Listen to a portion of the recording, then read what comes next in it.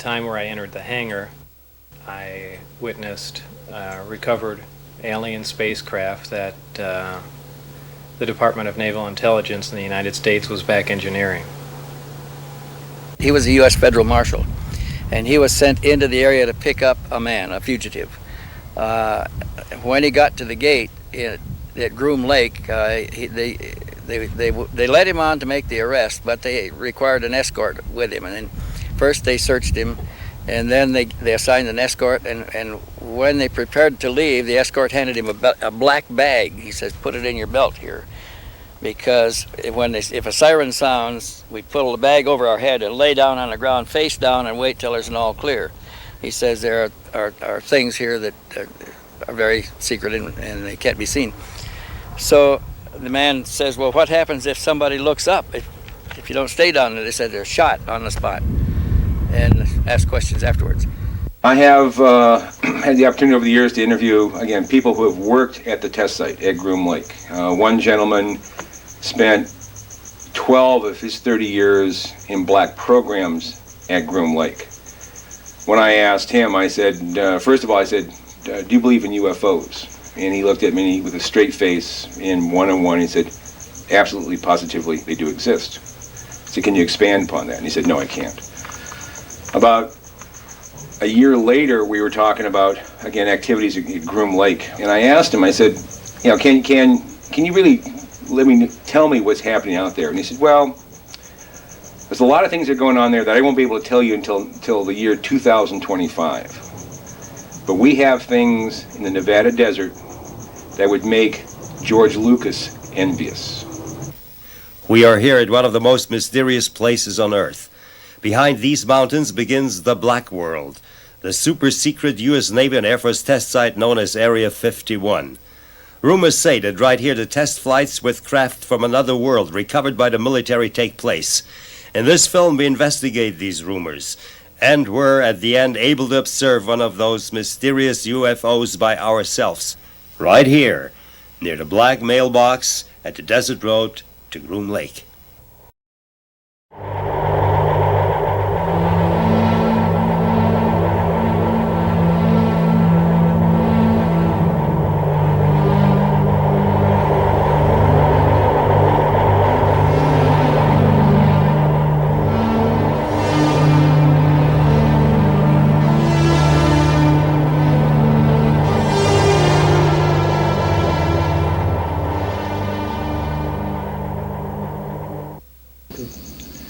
This is a Nevada test site. The area comprises about 10,000 square miles.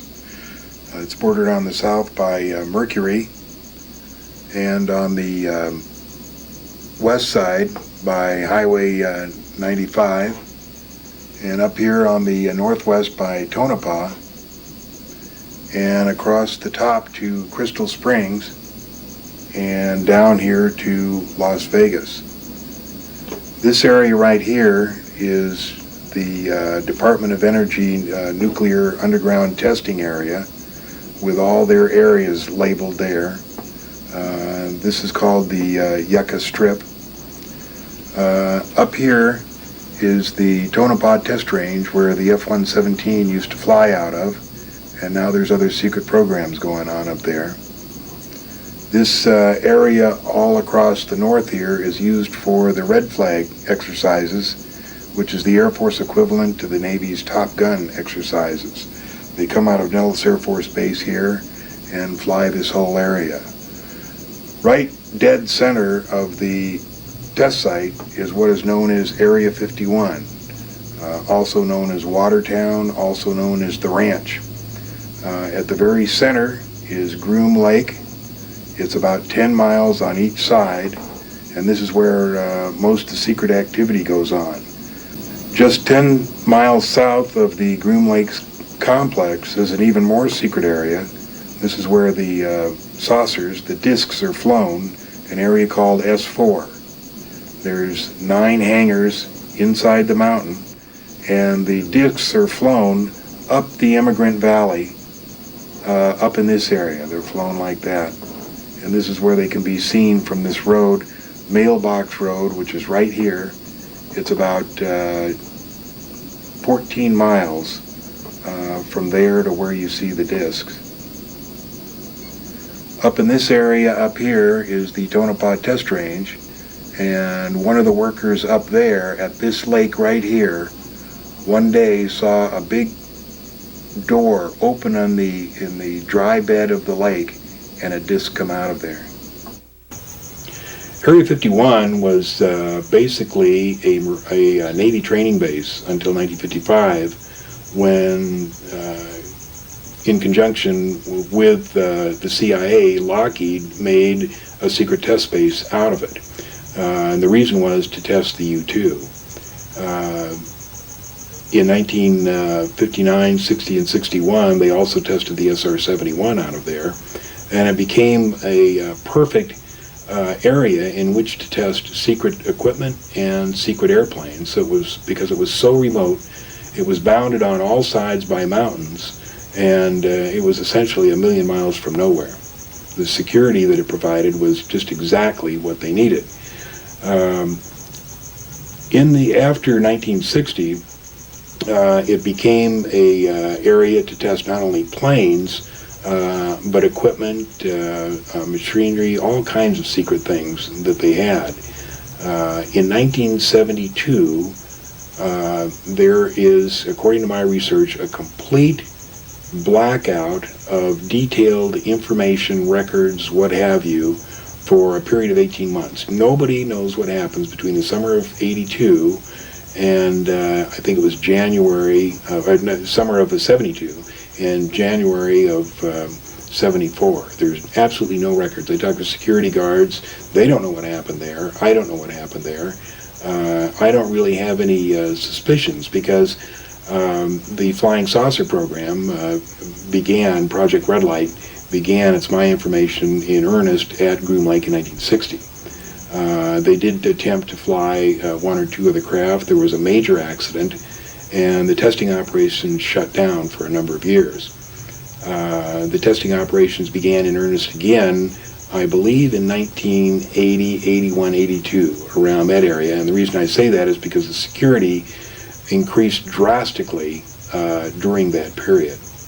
And I believe that just south of Groom Lake, which is in the northeast corner of the Nevada test site, is a place called Papoose Lake. It's a dry lake.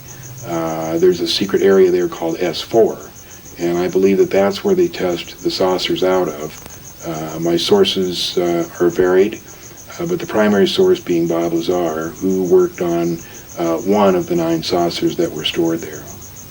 Colonel Stevens, you investigated rumors about a top-secret flying saucer investigation project in Area 51. Yes, the rumors became a little more real to me in about 1978, when I discovered my first participant in the changeover of that base to a very special facility where they took up the runway and laid in underground facilities and special laboratories, and then relayed it and reconstructed the base to make it look just like it did before. The material that is now stored at Area 51, I believe, came from the Roswell crash in 1947, a crash at Aztec, New Mexico in 1948, and another crash down along the Mexican border in about 1949 or 50. The residue was first taken to Los Alamos and to other areas in New Mexico under the control of the Atomic Energy Commission, also super secret facilities. They were smaller, and I believe that the real facility was constructed at Area 51 when they changed over Groom Field to, it was a field on a dry lake bed, when they changed it over to become a special research facility. And I believe they transported the material that had been collected and held elsewhere to Area 51 about that time, at least much of it, for the research projects. Now that changeover began in about 1948, 47 or 48, probably early 48, when they modified the field, changed over the building and the facilities, and put in a habitat where they could control an atmosphere for extraterrestrial guests, is my supposition now. And they also put in laboratories for research. And it's been expanded, been worked and expanded almost since that time. You got confirmation from the military, didn't you? Yes, one in particular comes to mind. Now, he's not in the military, but he ran several large military research programs here in Nevada. Very top-level programs, the highest classification. This is a person from a very prominent Nevada family, well-known. It's provable where he worked and the kinds of things that he did. He also confirms that the alien technology has been in Nevada since the early 1950s, that it was even here before the base at Groom Lake was built, that one of the reasons that the Groom facility was built is in order to test this alien technology. He told me that there was a live alien in custody for a number of years, that they had difficulty communicating with the alien at first, but eventually developed some sort of a communication abilities. He is reluctant to talk. He's worried about what will happen to his family, but he has agreed to give me a videotaped deposition that would be released only after his death. And I think when that comes out, it will not only confirm what Bob Lazar had to say, but shed a great deal of light on what our military, what our government has known about the alien presence for the past 45 years, including Roswell. Las Vegas, Nevada, city of gambling, city of the 1,000 lights, and, what only a few know, gate to a world full of military secrets.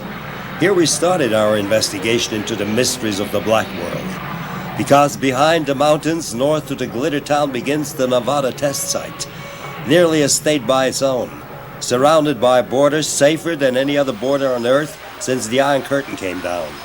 Nuclear weapons are tested here, the stealth fighter was hidden here, and much more exotic planes are flown today.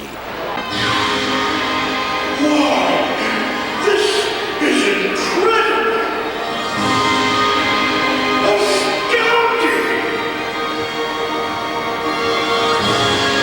Magnificent!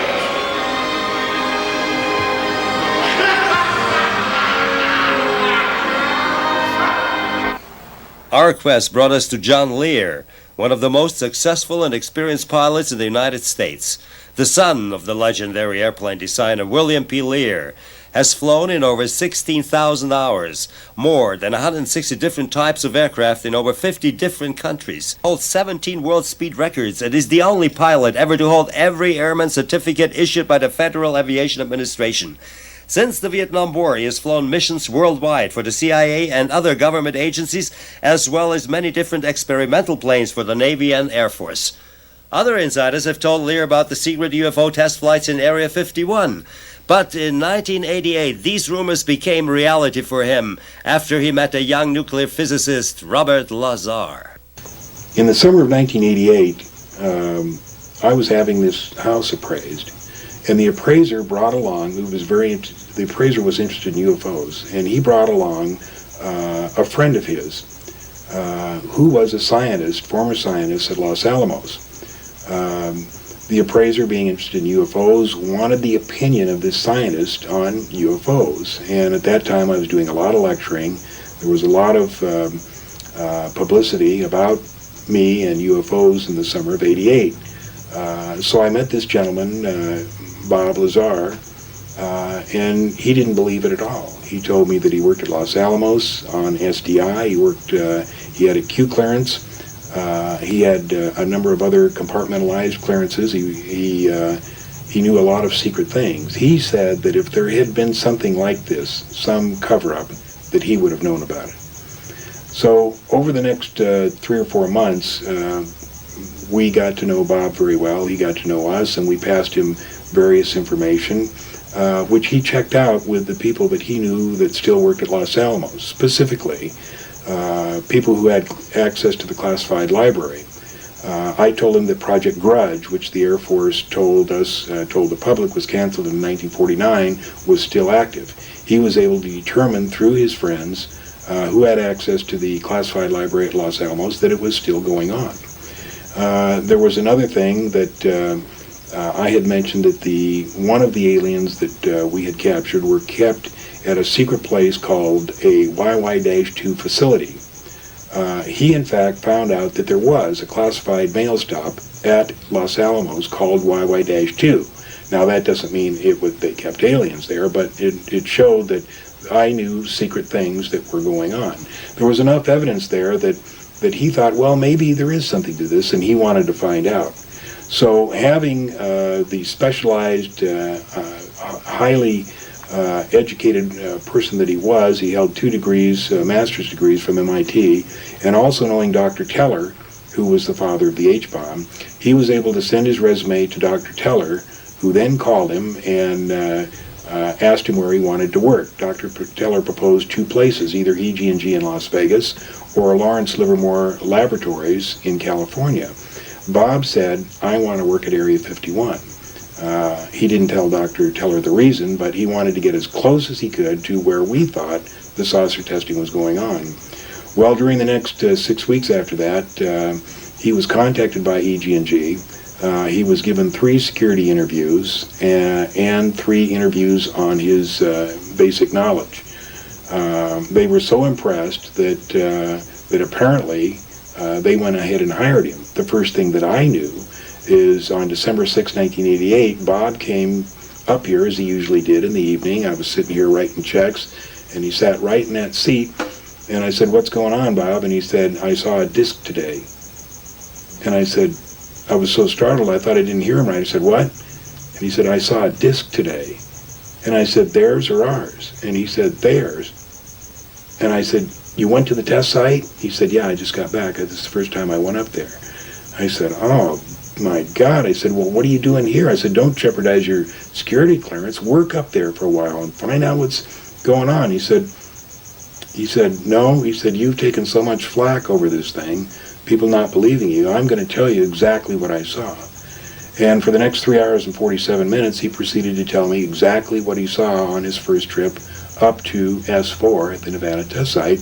And basically it was that, yes, we had 9 extraterrestrial vehicles. He told me a little bit about the power plants. He told me that he'd been briefed on the aliens that flew them. He told me that he'd been briefed on a number of other secret things. He told me that we in fact did have a secret base on the moon. He told me that we in fact did have a secret base on Mars. A number of things, some of which were so unbelievable, had I not known Bob to be truthful, I would have been very suspect. But I had known him for this period of time, and I had no reason to believe that he would tell me anything other but the truth. Well, I had met Ed Teller at Los Alamos one day. We had a brief meeting and a talk. I had shortly thereafter moved to Las Vegas and basically left the scientific community to do other work. Some time later I decided to re-enter and send applications out to several other national labs, and also one to Ed Teller, and he gave me a call and he said he might have something that I'd be interested in, and suggested that I go for an interview. Shortly thereafter, someone from EG&G called and told me to come down for an interview there. They made it very clear that EG&G had nothing to do with it. They were just using the building as a place to do the interview. After a short time, they said I was basically overqualified for the position, but they may have something else in the future. And I don't remember how much time lapsed after that, but shortly thereafter, they asked me to come down for another interview, and they said this was involving I don't remember their exact wording, but they led me to believe it was a field propulsion system, and of course I thought it was something that, in secret, that we were working on. Later, only did I find out that it was a back engineering program dealing with alien craft. I flew out of Las Vegas McCarran Airport, and I flew to Groom Lake in a 737 aircraft. We land at Groom Lake, and there's a bus there that drives about 15 miles south, approximately. I'm really not sure exactly how far, down to a smaller dry lake bed known as Papoose Lake. And right up against the side of the mountain is the S4 installation. And what happened to you first when you entered it? How did they receive you? It was very military-like. was certainly not a scientific atmosphere. Very high security. Everywhere you walked, you had to have an escort, an armed escort, even into the bathroom. All doors lock and open with your badge, and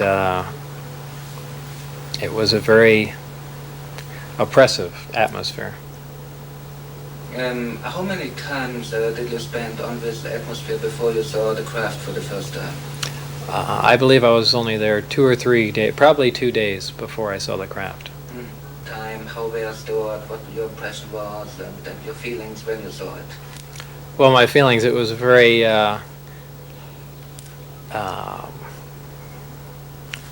I should step back a minute and say that when I first saw the craft the first time, it was walking into the hangar, and my impression was, well, this explains all the UFO sightings. This is just a secret military aircraft we're working on, and that's the end of that. It was actually the second time when I saw the craft, when I got to enter it and look over it, and I finally realized what was going on, that this is an alien craft. And of course this was after I read the briefings, and that was a totally different feeling. That was not a feeling of excitement. It was almost an ominous feeling, that a feeling as if you shouldn't even be there. It's very difficult to describe. How did it look like? It looked like, if anyone's familiar with Billy Meyer's sightings, very astonishingly similar to that craft. It was a very sleek, thin-looking, flying saucer-shaped craft. Kind of hard to describe without drawing it, but kind of a typical flying saucer shape. Did you see just one type or different types? There were 9 total. I only got to essentially work, back engineer, or analyze one of the craft, but there was a separate hangar for each of the crafts, and each one was essentially different in its visual appearance. Did anybody tell you where the U.S. Navy intelligence got the craft from? No, not at all. That's a lot of people have speculated about it, that they were either shot down or they crashed, but the craft seemed undamaged, so I doubt either of those would be correct. Can you describe the inside of an alien craft? It's very plain. It's all one solid color, a grayish pewter color, the same color as the outside of the craft.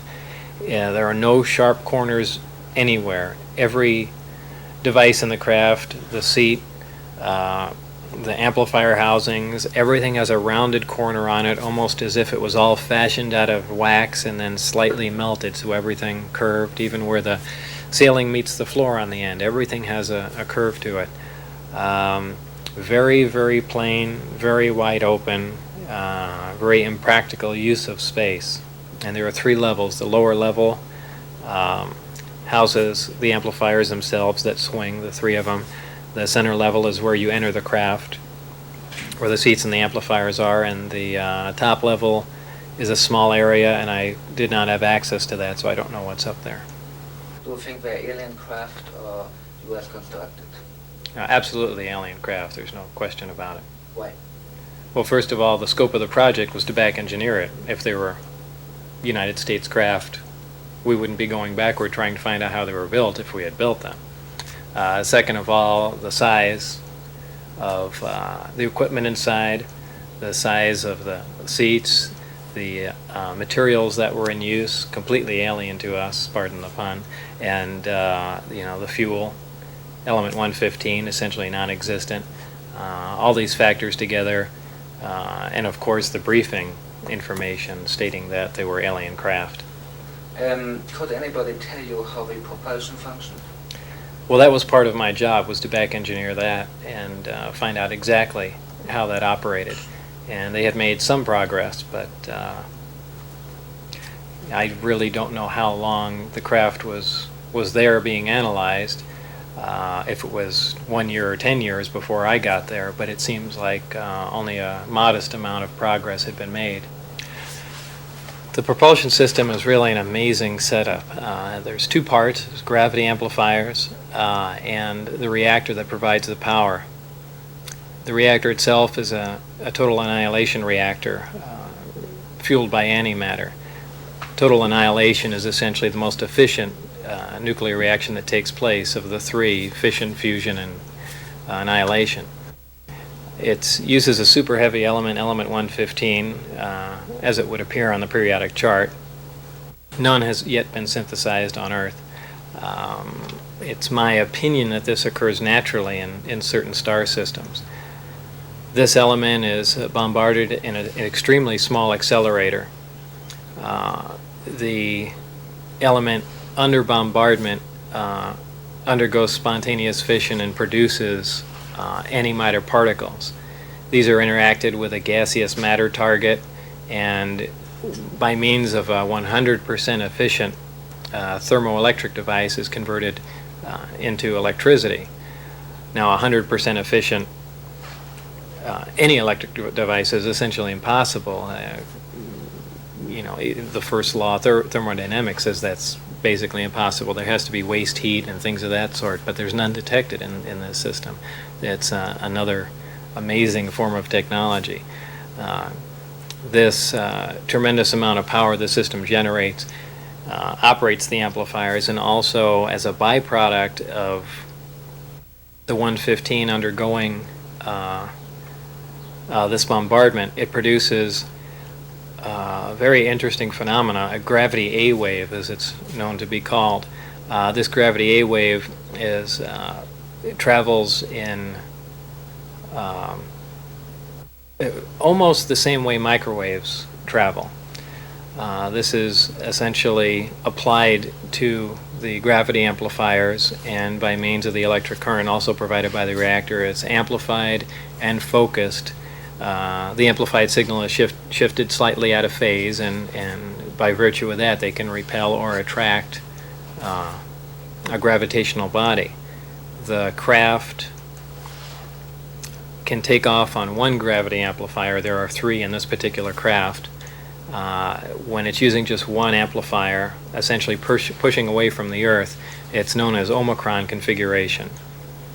For space travel, the craft will rotate up on its side, face the three gravity amplifiers at the target. They'll focus down on a single point some tremendous distance away, and the amplifier and the associated and the associated reactor will be run up to full power, and they essentially pull the fabric of space, distort space and time toward the craft, so they can traverse a tremendous amount of distance in virtually no time at all. They're not traveling in a linear fashion. They're essentially bending space, and space, the fabric of space essentially, and gravity and time are all interlaced.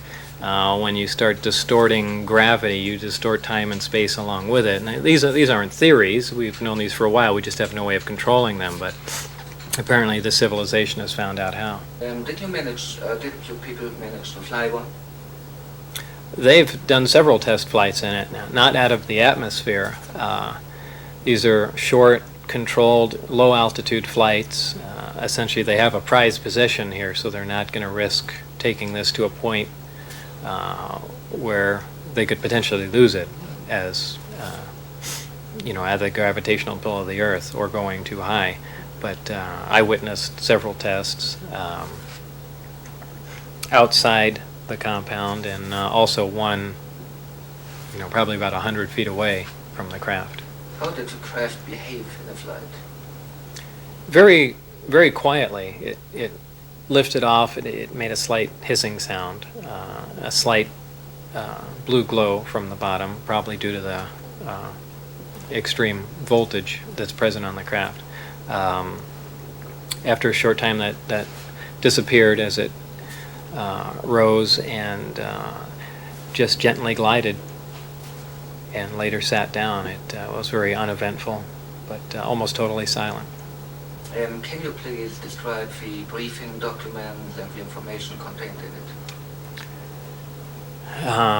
There were an extensive amount, 120 some odd briefing documents, all of them very short, and Essentially what they were doing was just giving me an overview of the other aspects of the research being done on the craft, and the bulk of the information, all the technical information, was specifically dealing with the power and propulsion system, which is what I was supposed to be working on. But there were documents basically stating that these were aliens that possessed the craft. There were some autopsy reports that, not very in-depth, they had no reason to give me in-depth reports on that, but they did have pictures, and well, two pictures actually, of the alien carcass with the chest cut open and a single organ removed, and the organ itself was sectioned. It seemed to, from my non-medical viewpoint, it seemed that this one organ performed many functions instead of one. There were documents on metallurgical work being done on the craft, and really every aspect that separate groups were working on. And I'm sure they got a briefing on what my group was working on, a very abbreviated one, as I did on theirs. And this will say where the aliens come from. Yeah, it did mention the Zeta Reticuli system, and how that information was extracted from the craft, I don't know. Maybe there were star charts or something along those lines. Did they contain any information about the history of mankind, the alien involvement in the history of mankind? Not really. Nothing that said, well, this is the way things were. There was mention of alien intervention in the past. I mean, extremely long ago. Something along the lines of millions of years ago. From the information that I looked at, it seemed that, and there again, these are briefing documents, so I can't myself ascertain whether or not these are true. I can only assume it because the briefing documents I read that pertain to the propulsion system were true, because I dealt with that. But they did make reference to contact with the Earth over 10,000 years ago, also with genetic alterations that ended in a simian being, and all kinds of claims. Did you ever meet an alien or some alien body?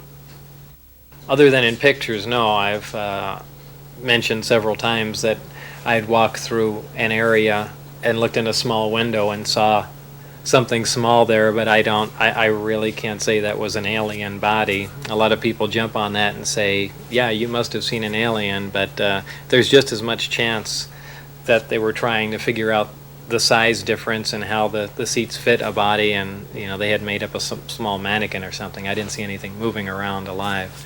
So I always say no, I have never seen a living alien. What do you think you were chosen for the job? That's very difficult to say. I really don't know. I'm certainly not the most qualified as far as physics goes. So I really don't know. I approach things at a very different viewpoint. They might have been frustrated after a long time of walking down the same path and not getting anywhere, and they wanted someone essentially to come out of left field and approach it from a different angle with a different viewpoint, and I'm kind of known for that. Why did you went public with the information? When? Why? Why? That's, again, a complex question. It's not just one reason. There's several, stemming from many things. Harassment, to protect myself, the fact that this information being contained is also unfair, but there are many, many reasons. After you went public, did they try to silence you in any way? Oh, in every way. Yes, I was shot at while getting on the freeway here in Las Vegas. Friends were harassed and taken out of work that knew me. Many things happened. Well, he was upset about the security at the base. It was an oppressive place to work. He was upset that they didn't have better scientists and a more open kind of research that would allow them to finally get to the bottom of how this alien technology worked.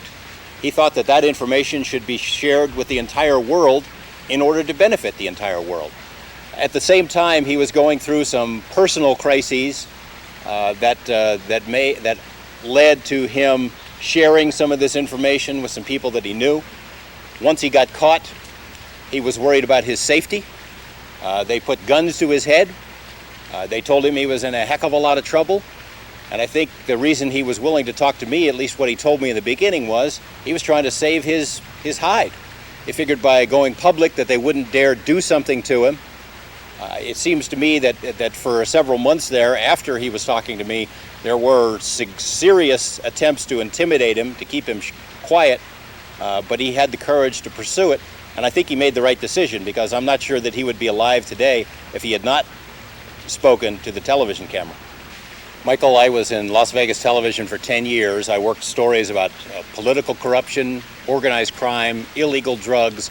I've never done a story anything like this. When I first met Bob Lazar, I was only tangentially interested in the UFO material. I had done some talk shows about it. I knew the public was interested in it, but I didn't know if I was going to be able to do the story about Area 51.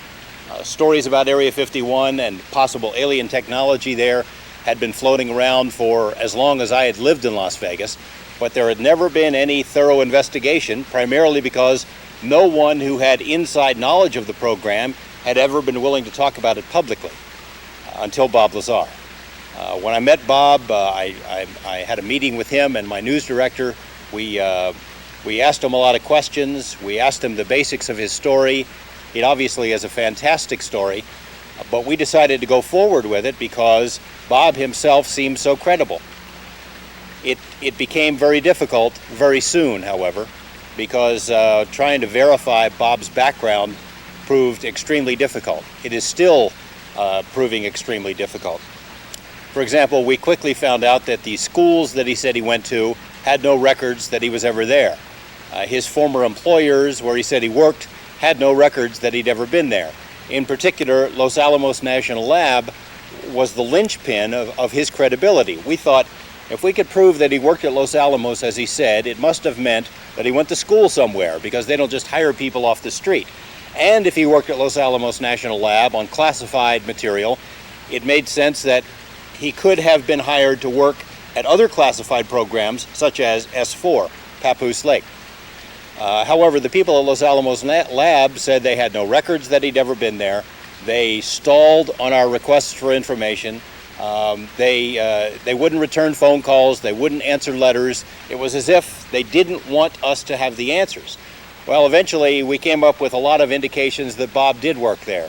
We found, for example, the newspaper from Los Alamos that lists him as being a physicist from the lab. We found the laboratory telephone book that lists him as being an employee at the lab. We have talked to other people at the lab who worked with him, who tell us that Bob did work on classified projects, that he was a physicist, that he was there. Just this week, almost 4 years after we first started making our inquiries at Los Alamos, we finally got someone from the lab to say, yes, Bob Lazar was here. Yes, he worked at the Mason facility. Yes, that facility did some classified work. It's taken a long time, but now we know that Bob was there. We know he had a security clearance, but we still know that there are a lot of the records that we're searching have not been produced for us. We don't know why. What convinced you most that Bob Lazar told you the truth? Well, I'm not 100% sure about everything that he says, because as journalists, we have to be somewhat skeptical. But a couple of things stand out in my mind. Number one is that Bob has always told the same story. The story that he told me on the first day that I met him about his experiences at S4 is the same story he tells today. And most importantly, when Bob got into some legal trouble, which in the eyes of many people means that he's completely discredited, when he got into his legal trouble, he told the court system the exact same thing. Now, the courts, the interesting thing is, they're trying to verify his background, the probation department, and they said, we can't verify his background, therefore he should go to prison. Well, my response to it is, welcome to the club. You can't get any information on his background. Bob was facing up to 60 years in prison if he did not tell the truth about his background, and the story that he told to the court is the same story that he told to me on the first day and the same story that he's telling today. After you interviewed Lazar on TV, did you come in contact with other witnesses from Area 51? Several witnesses, more than a dozen now in total, have come forward with bits and pieces of information that confirm at least parts of what Bob said. No one has come forward with the kind of broad knowledge that he claimed, but what I have learned from these other people tends to confirm that what Bob is saying is true. The problem is that none of them have been willing to talk publicly. They will give me bits and pieces of information privately, but I'm restricted from using their names. And there's some very good reasons for that. There's been an obvious attempt to intimidate these witnesses into keeping their mouths shut. But 3 examples come to mind. One is a former electrical engineer who worked in the television business, who moved from Las Vegas and whom I worked with, moved to another city. He had told me by phone that he had seen a disc under a tarp in a building at Groom Lake. Well, I tried to arrange to do an interview, long-distance interview, with a camera crew in the city where he lives. He agreed to do it as long as I blacked out his face. He comes out the morning after he makes the agreement to give me this interview. There's a car sitting in front of his house, 2 men in suits speaking into a radio. He's not giving it much of a thought, but they followed him to work. When he gets out of work, they followed him home. No interview. He was scared. There's a woman who works in the court system here in Las Vegas in a very responsible position, who formerly worked for a major defense contractor here in Nevada. She had sat in on meetings where she said the discussion between her employer and military officials was about wreckage from Roswell, which had been taken to Area 51, alien wreckage.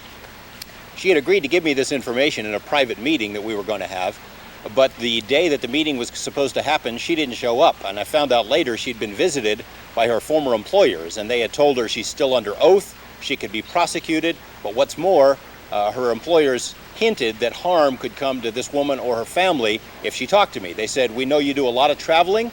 We'd hate for accidents to happen to you or your family." So she will still not talk to me now 3 years later.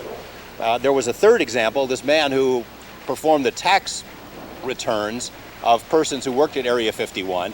He had called me up on the phone at the TV station and told me he would meet and give me this information.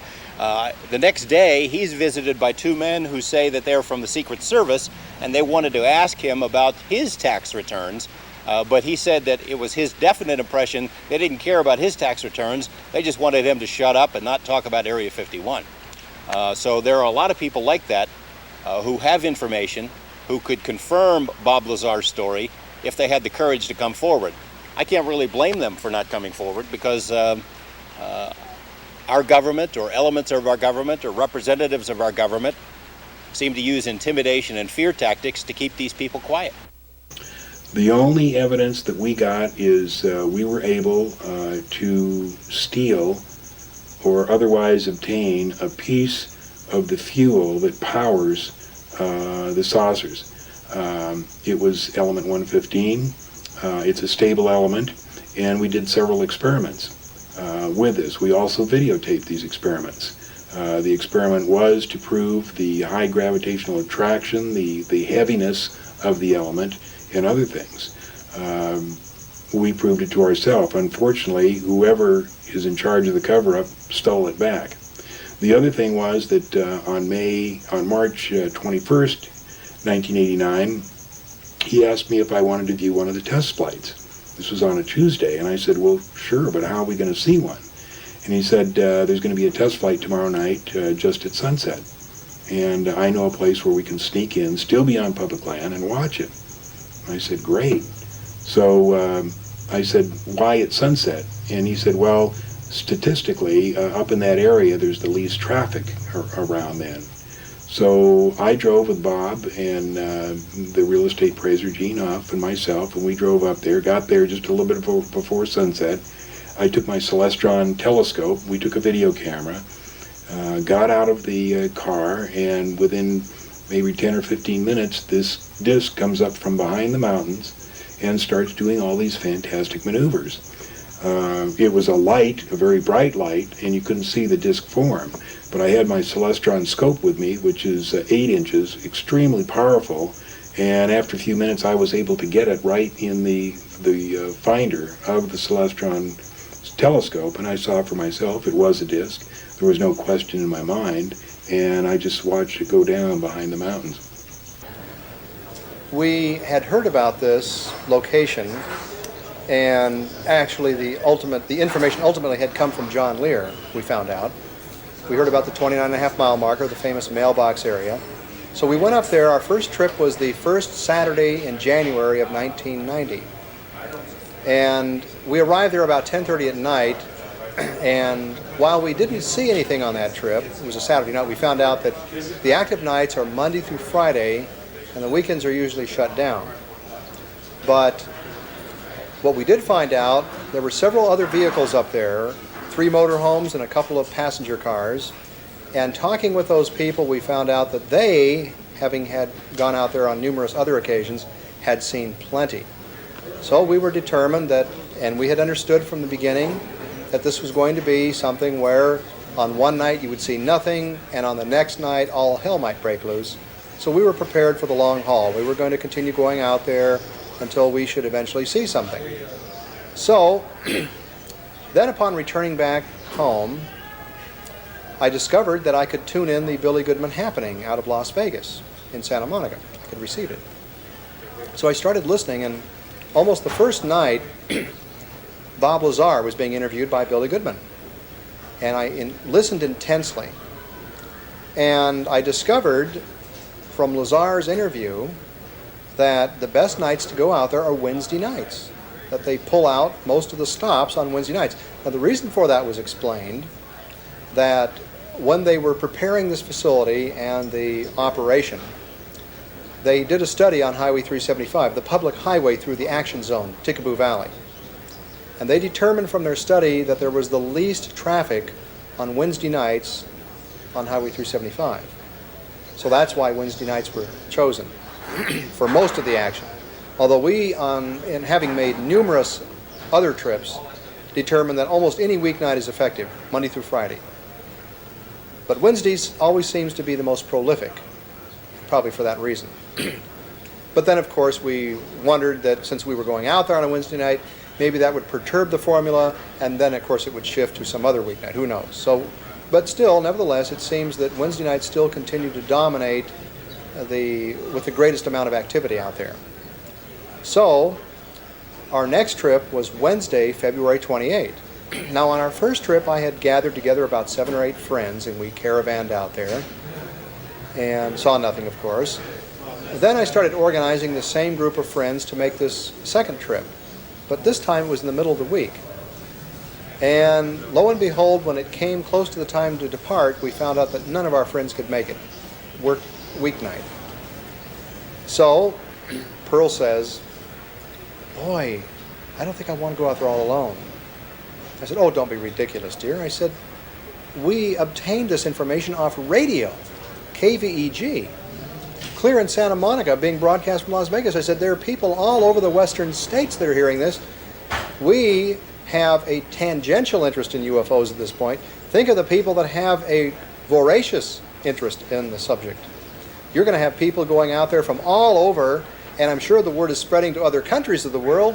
You'll probably have people out there from Australia and Europe and all over the map, to say nothing of the people from Las Vegas close by." I said, "There could be scores, even hundreds of people out there.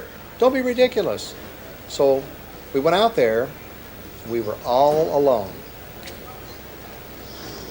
I was actually outraged. Well, anyway, we got out there, and I believe we arrived around 3:30 at the mailbox, and we decided to go to the Little Alien for dinner.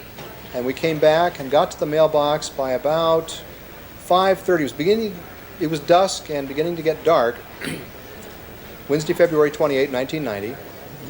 And I got out my lawn chair, and suddenly at 7:30, the first craft came up, and I was astounded. I leaped out of my lawn chair, had a camera around my neck, my 35 millimeter point and shoot camera, Nikon Action Touch, and I took a couple of shots.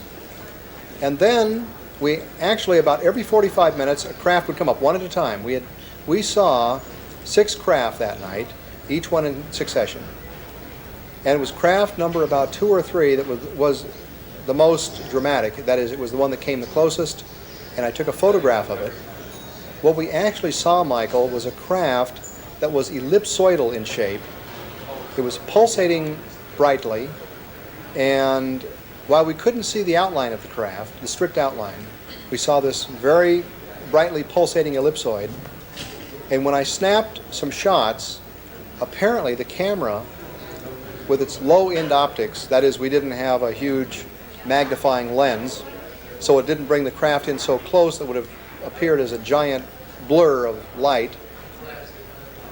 So, plus, it must have caught the craft in a trough of its pulse, because the photograph captured the craft beautifully. That is the outline of it. So it was just a fluke of being at the right place at the right time and having the right optical setup. Going to Bloom Lake, Area 51. What happened to you on this night?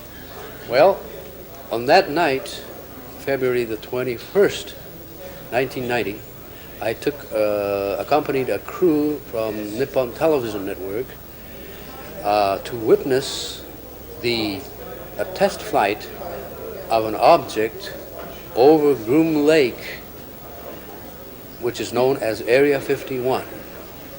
We arrived at the site around just after sundown because, according to the information given to us on that same day when we visited Mr. Lazar at his residence, he said that if you go there after sundown and stand near the mailbox area of Highway 375, looking south towards Groom Mountains and also to the Jumble Hills, you will see test flight of these objects.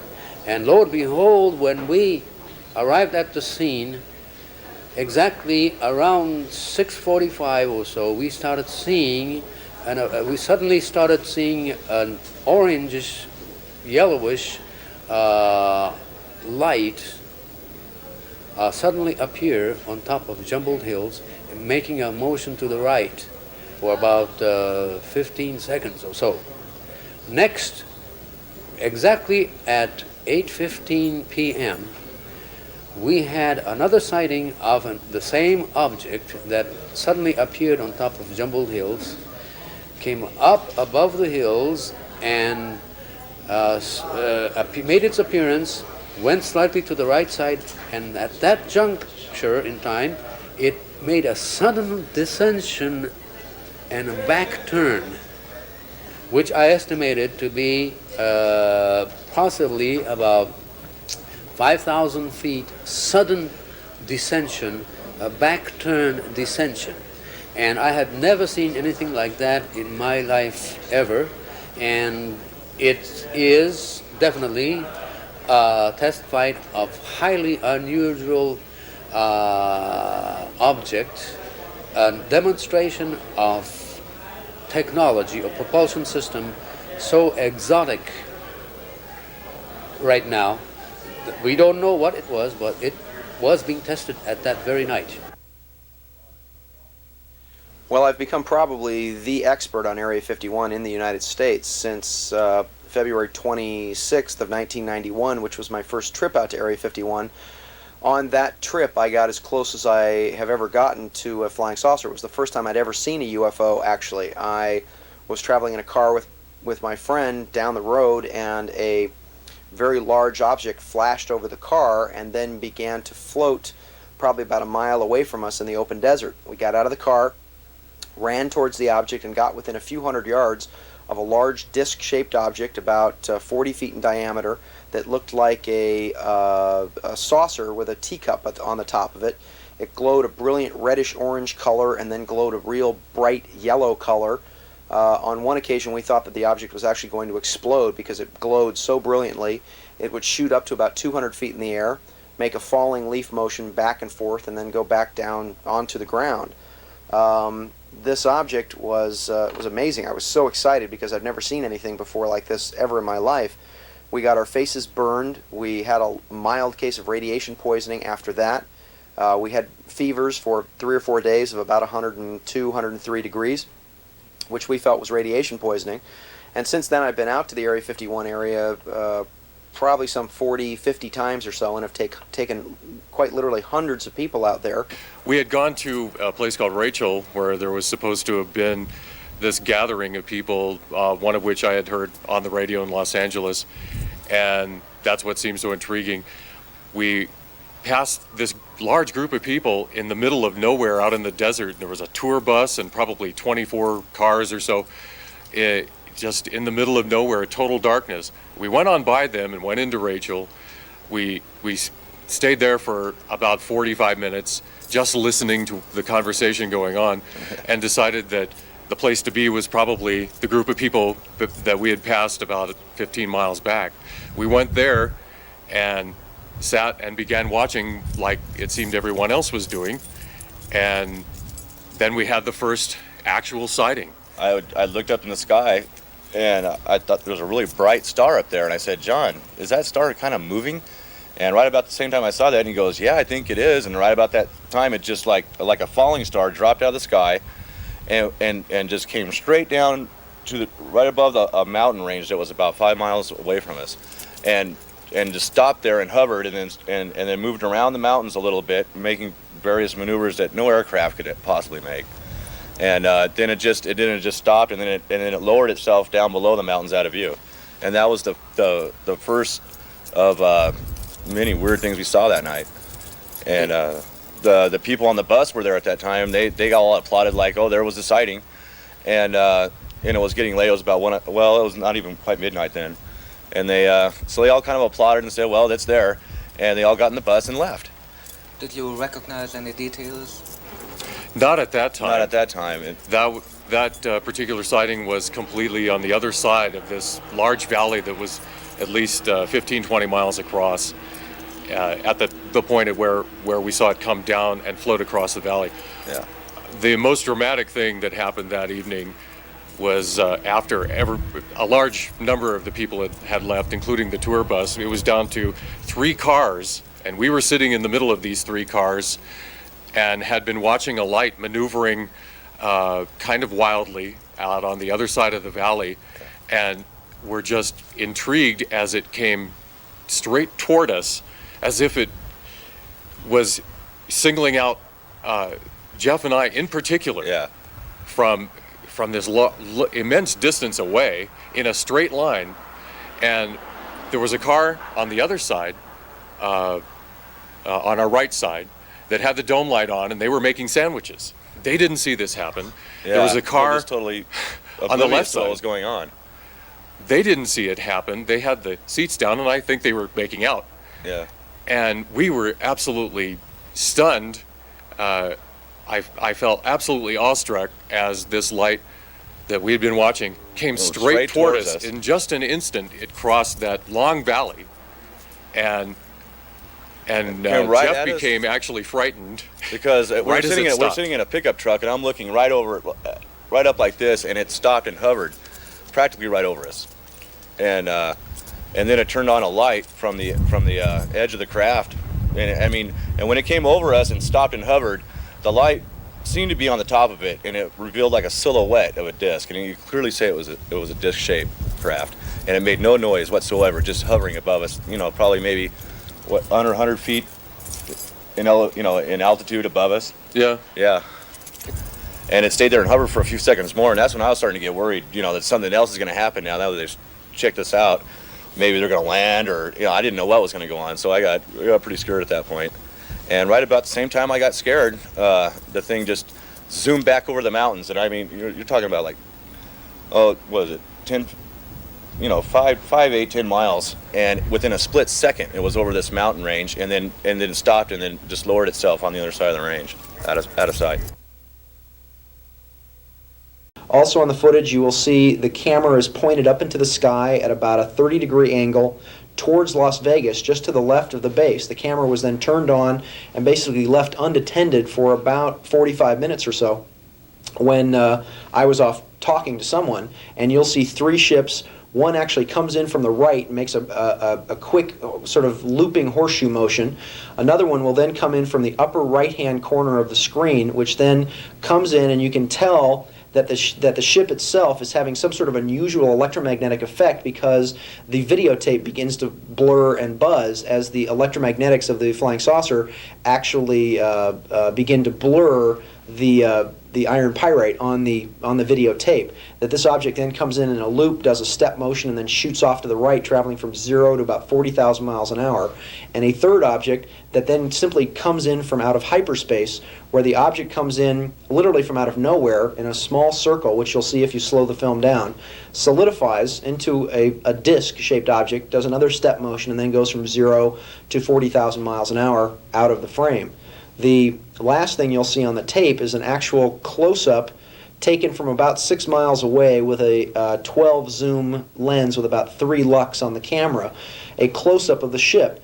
What you'll see is that the ship itself looks like a bat wing almost. It looks like sort of like the bat plane, because the camera, when it's on infinity, looking or zooming in on an object that's that far away, takes those bites out of the object. But what in fact is happening is that you'll see that at a distance the object will pulse, and that at the camera, that as the camera then moves in, you will see what looks like clouds in front of the object, but that in fact is the energy field or the gravity field, quite literally, of the object spinning around the object, and you'll see it looking as though it's clouds moving in front of the object.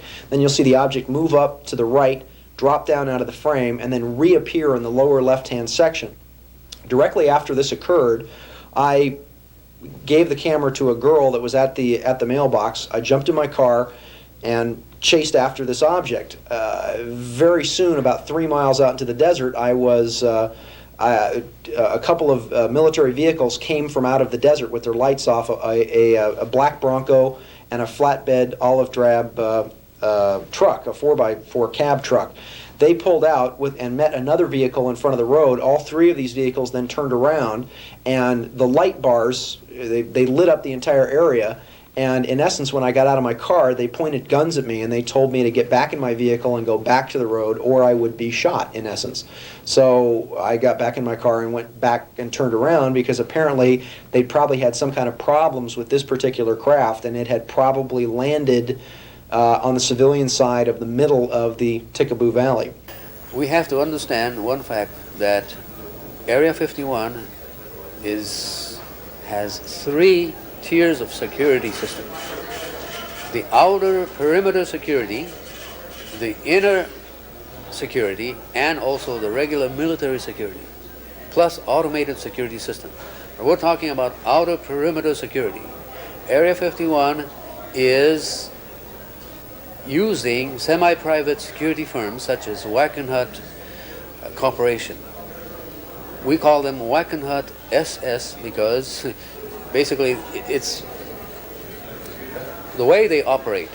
Wackenhut SS, of course, means Wackenhut Special Securities Corporation, of course, and they are assigned to guard the outer perimeters of Area 51. And they, because of the status of being a semi-private status, they don't wear any insignias of any kind. They wear military camouflage uniforms and carry machine guns and so on. They ride unmarked four-wheel Blazer type vehicles, and they harass citizens who even dare to drive on any of these dirt roads south of the Highway 375. We have every right to be driving on these public lands as long as we don't cross the warning sign area. We were harassed by dangerously maneuvering helicopter over public land on May 16th, 1991. A group of us, altogether 18 of us, were in a 7-car caravan just coming back on Groom Road after taking pictures of the warning sign area. We were coming back to Highway 375. But suddenly we heard a thunderous sound overhead, as if a railroad was passing over our cars. When we looked up, there was this military helicopter that appeared and came about 5 to 8 feet above our cars on purpose, harassing us, intimidating us, and for the next 15 to 16 minutes we were trying to get away from this helicopter. We were frantically trying to drive and go away from this area. And we were buzzed by this helicopter continuously for 15 minutes. In one occasion, this helicopter circled around as we were driving and came front of our cars at almost low level and just scared us and continued this illegal maneuvering, endangering our lives. Where is it? Where is it?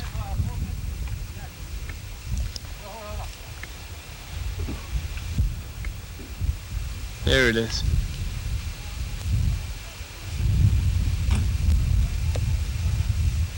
Jeez, how can you see anything with it? It went behind the mountain. There it is. There it is.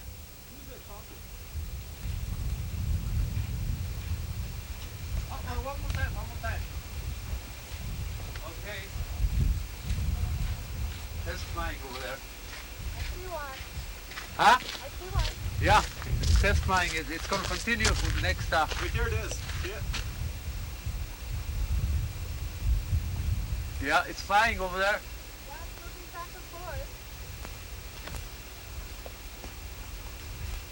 Take a look at here. Yeah, take a look at it. It said light. See, when I see dark clouds. Hovering over there. I had to put the gain on just to see it.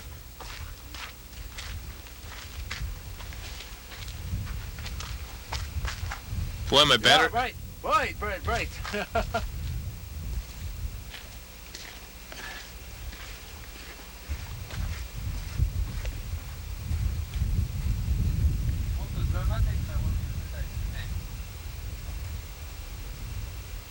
Fortunately, this isn't doing me any good. Yeah.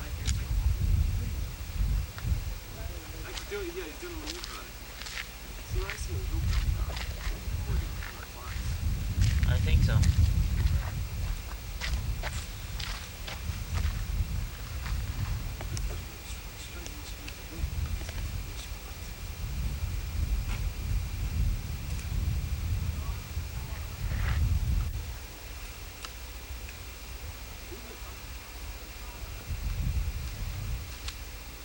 Who's that, Gary? Tell him to shut up. I can't look when he's talking. It's so damn funny.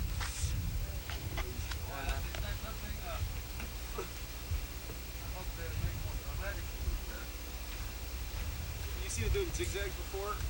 Yeah. It's flying all right. The UFO, which yet was filmed by the Japanese television crew that night, was analyzed by Nippon Television with the help of latest state-of-the-art computers. The result? It's definitely no conventional aircraft. 日立取材班が撮影した飛行物体もコンピューター解析してみた。エリア51に現れた例の光る物体は、その明るさの度合いを細かな色に分けて表示するとこのような姿になる。一方その後同じ場所から撮った車のヘッドライトは明るさがこのような構成になり比較することができる。これはその光の明るさが時間によってどのように変化するかを大きさで示したもので、ヘッドライトの場合かなり変化するものということがわかる。一方エリア51で撮られた光る物体は常に同じ大きさで明るさが変わらない。やはり普通の物体とは全く違うものなのではないだろうか。But also around Las Vegas, unknown flying objects are regularly observed.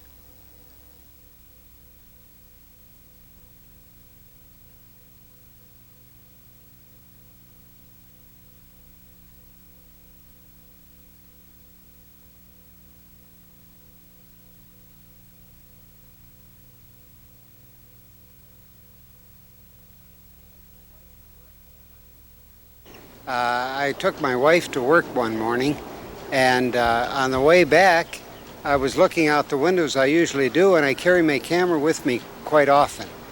and I saw this anomaly, this UFO in the sky, and so I stopped my car and pulled out and took some footage of it, which is what you're looking at now, I guess. That's about it. And it came on 2 different mornings, as a matter of fact. So on 2 different mornings, I took pictures of it. This was in 1991, and it was actually, we've seen a lot of things around Las Vegas here. It's a great area to spot UFO objects. I've seen cigar-shaped UFOs, I've seen the regular discs, and I've seen anomalies of all styles and types around here. I've spent many a night, all night, up looking for UFO things in the sky.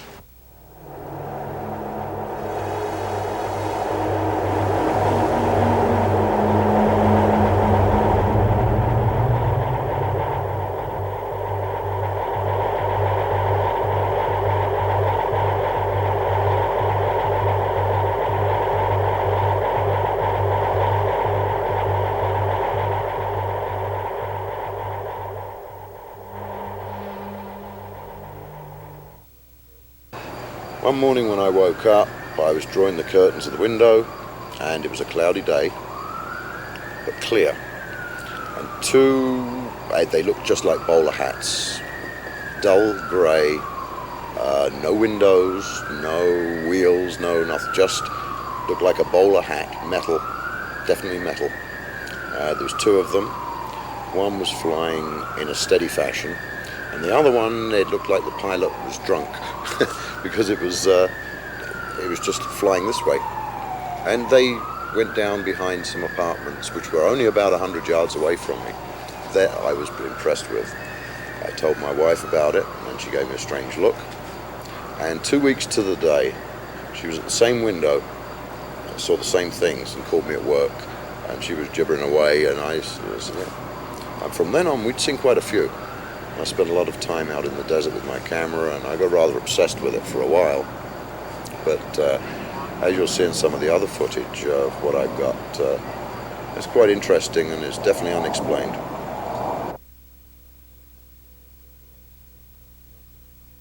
It happened when I was at work. It was a Sunday, and it was close to 7 o'clock. And for some reason, I just took my camera to the parking garage roof and started filming what you see here, which are 2 remote type objects sort of dancing around.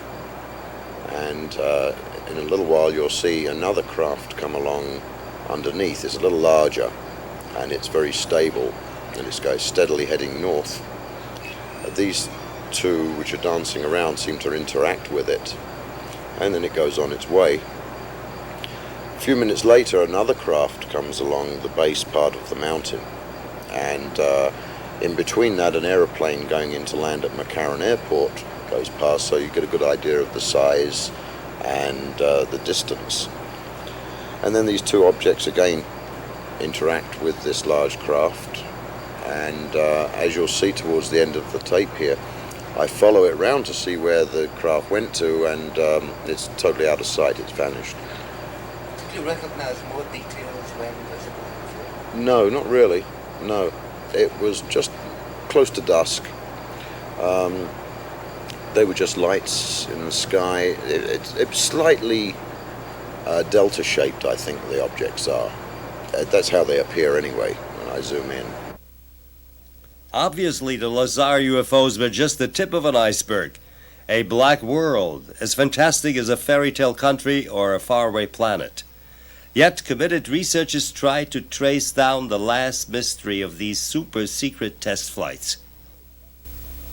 By looking at the maps and by discussing things not only with the sheriffs but also with friends of mine, I found a mountaintop in which you can actually climb to the top of the mountain, and it's about an hour and a half hike or so. It's about 7 miles to the top of a mountain which we call Morton's Mountain, since I was the one that first found it. Climb up the top of the mountain, and this is where you get this spectacular view of virtually the entire base. You can see this particular video was taken at night, so because of the fact that we were very afraid of being caught out there still during the day, because we weren't really sure whether or not we were over the military's border or not. At about 6 a.m. every morning, they were sending helicopters out, literally chasing us around if we were anywhere near their border. And the evening times, they would send out the security vehicles, the Bronco security vehicles, who would do everything from take down our license plate numbers to actually go through our cars to looking for us in the desert, thinking that we were actually stepping across their border. This videotape comes from our efforts, literally risking our lives at that time to be able to get a good view inside this, probably one of the most top secret facilities the United States has above ground. Specifically what you're looking at is Area 51 at night, taken at around dusk. You're also looking at another section of the video which was work that looks like was going on the runway. Now, for some reason, the military was carrying out some kind of either construction operation at night. Now, there seems to be a huge halogen lamp that's illuminating part of the field, in which you'll see smaller lights, which are trucks and jeeps basically coming and going from this light. You'll see on the film what we thought originally was a ship actually coming on and testing and moving around on the floor of the valley. It didn't really move that much at night, so that's why we concluded that it must have been some sort of halogen work lamp. You'll see for the first time the object which is called Old Faithful. Now, Old Faithful is called that because something appears in the sky over Area 51 at 4:50 a.m. virtually every Thursday morning. Now, many times this object is preceded by what in California have become known as skyquakes. There is a very large object which we've witnessed out there between 700 and 800 feet long, and this object literally comes in from space, traveling anywhere between Mach 10 and about Mach 18, flies over Catalina Island, over Southern California, and then lands at Area 51. This particular object that you're seeing, we theorize, is what's known as Project Senior Prom, which is underneath the Project Aurora banner, and that this object is in fact an unmanned 132 nuclear weapon carrying nuke platform that in essence orbits the planet to be able to rain down nuclear bombs on virtually any country at the push of a button. This object, as it's landing, you'll see it appear in the sky, very dramatic footage of the first time anything has ever been shot actually physically landing at 51. The object appears at exactly 4:50 a.m., comes down in a conventional flight pattern. Now, sometimes this object will shake back and forth violently, displaying all the characteristics of a, quote, conventional UFO, unquote. And on this particular occasion, it comes all the way down in a very straight line. You'll see a field around the outside of the object, and when it comes down between two safety lights, you'll see it actually physically land, and then when it comes past a second set of safety lights, the field around the ship actually blinks off, and then you can see that it is some sort of unusual dart-shaped aircraft, some sort of experimental aircraft, because it does have wheels on it, and it does appear to have a fuselage that comes up in a point with a light at the top and at the bottom, and then comes back at the bottom. So it is a very unusual ship, and this particular ship was in fact preceded by one of the famous Southern California skyquakes.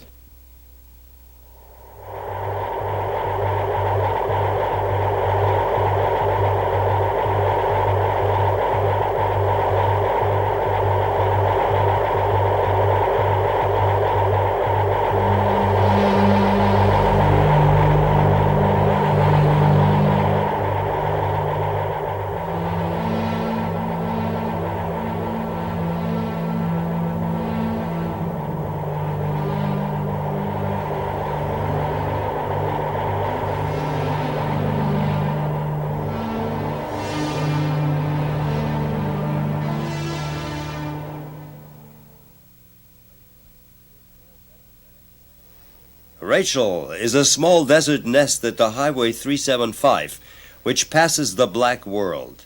Its inhabitants are mainly workers of the test site. Rachel's main attraction is the Little Ale Inn, the local grill and beer bar owned by Pat and Joe Dravis, which became the main information exchange for Area 51 enthusiasts from all over the world. It not only exhibits UFO memorabilia, it also houses a library and a large collection of newspaper articles about secret government experiments documenting that the greatest secret of our time actually is no secret anymore.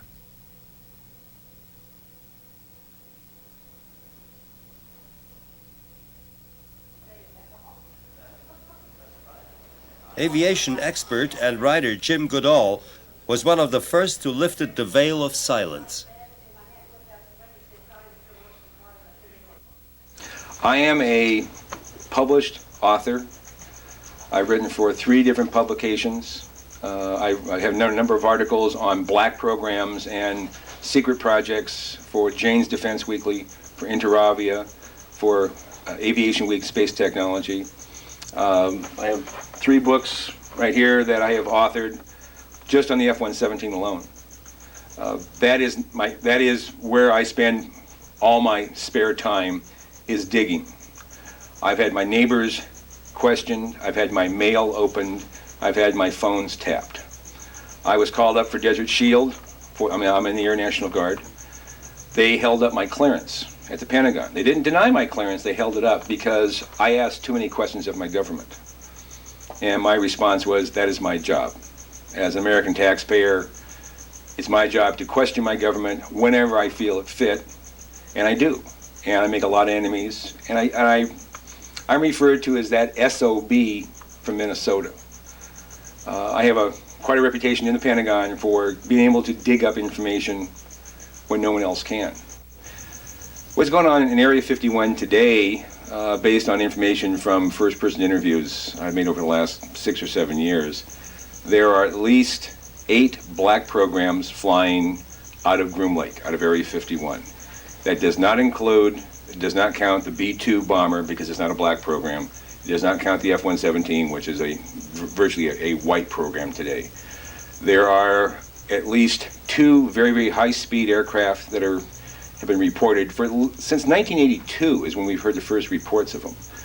One of them is a small aircraft. It goes approximately Mach 4 to Mach 6. There's an aircraft that has been tracked out of the Bay Area TRACON in Oakland, California, by the Federal Aviation Administration Center at least 8 times since 1986, flying in excess of 10,000 miles an hour going through controlled airspace, and a very, very large aircraft at that.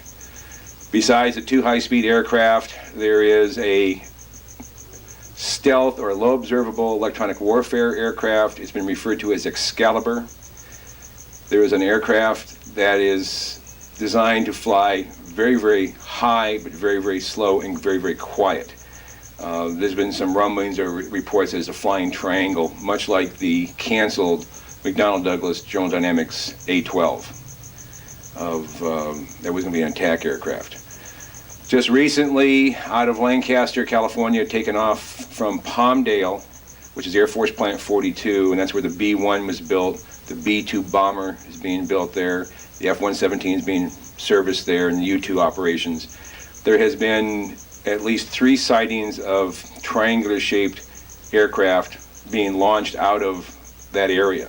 They made no noise, and the people just happened to look up and see these things leaving the area at relatively low altitude. But again, no noise. Are there any unconventional technologies, propulsion technologies involved? Yes, I have had the opportunity over the years to interview, again, people who have worked at the test site at Groom Lake. One gentleman spent 12 of his 30 years in black programs at Groom Lake. When I asked him, I said, first of all, I said, do you believe in UFOs? And he looked at me with a straight face in one-on-one. He said, absolutely, positively, they do exist. I said, can you expand upon that? And he said, no, I can't. About a year later, we were talking about, again, activities at Groom Lake. And I asked him, I said, you know, can you really tell me what's happening out there? And he said, well, there's a lot of things that are going on there that I won't be able to tell you until the year 2025. But we have things in the Nevada desert that would make George Lucas envious. Another individual who was an NCO, an E9, which is the highest grade you can get as an enlisted man. He's a Chief Master Sergeant in the Air Force. was a safety specialist. He had 3 different tours of duty at Groom Lake on various programs. Now, he had no connection with my friend who worked on the other black programs. We were talking, I interviewed him at Nellis in 1985, 86 time frame. And I said, what's out there? And again, he looked me straight in the eye and he says, we have things out there that are literally out of this world. I said, explain. He said, I can't. But trust me, see, we have things that are better than Star Trek, better than anything you can see in the movies. He said, are they airplanes? He said, I can't comment. There's 4 levels in Site 4, excluding the top level, the surface, which is basically a hangars with the satellite. There's really not too much to it, but the levels are all operated. There's the first and second levels are all elevator where they keep the flying disc, ships, whatever you want to call it. They bring it to the surface. Right when I was there, they were trying to operate the disc, but to my viewing, unsuccessfully. There's scientists there. I personally witnessed White House officials being there. Right now I'm basically kind of scared. I mean, I'm on the run. I don't know what everything holds for me. I just want to get this out in the open. A security guard at level 2 of S4 in Area 51.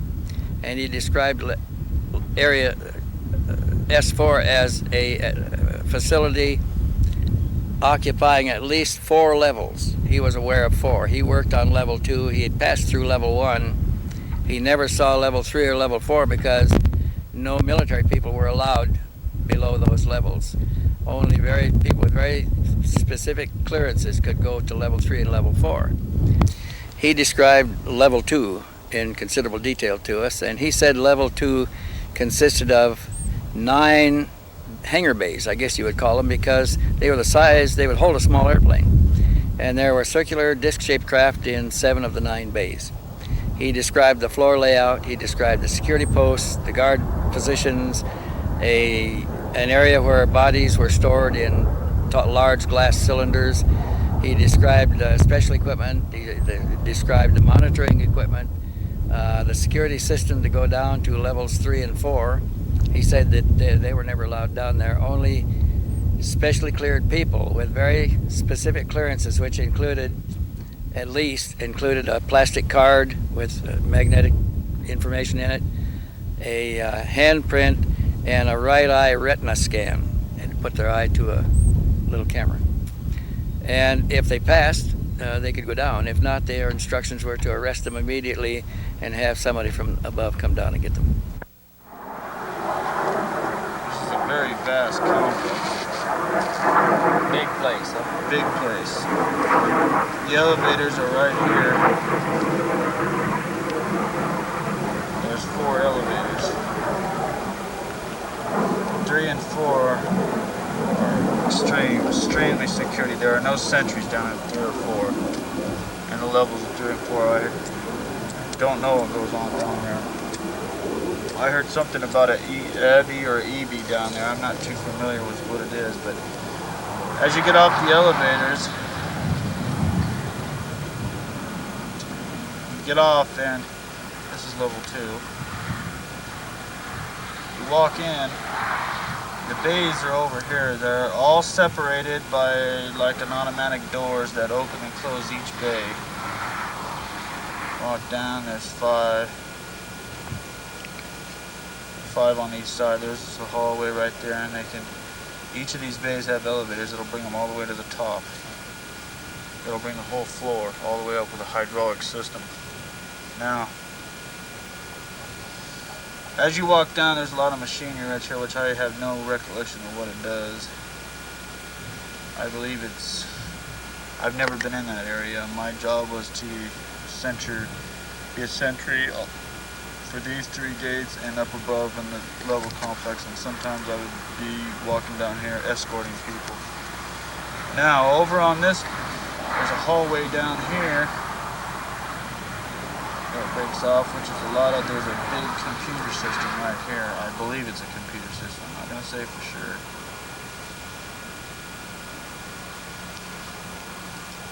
Right here is a level for 7 tubes.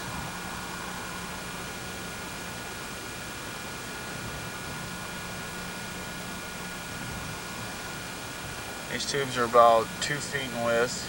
They're about 6 feet in height.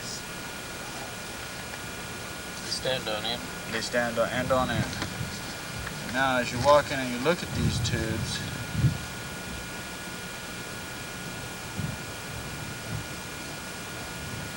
I'm just gonna go picture one. They're all exactly the same, and the creatures inside are completely identical. There's absolutely no way that I can see of identifying each and every one of them individually.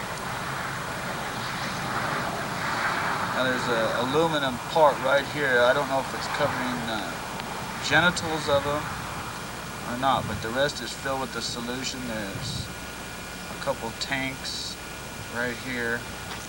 I don't know if they're oxygen. I don't know what they hold. There's no identifying marks on them whatsoever. There's absolutely no air in the tanks. It's all solution. And the grays are just in here, right here. They're suspended, so I imagine they're being clamped somehow, some way to hold them in this where their feet is completely off the ground and stuff like that. And under here, there's about a 1 foot pedestal of black iron steel, like it's polished, but it looks like a black polished anodized iron. Now the things inside,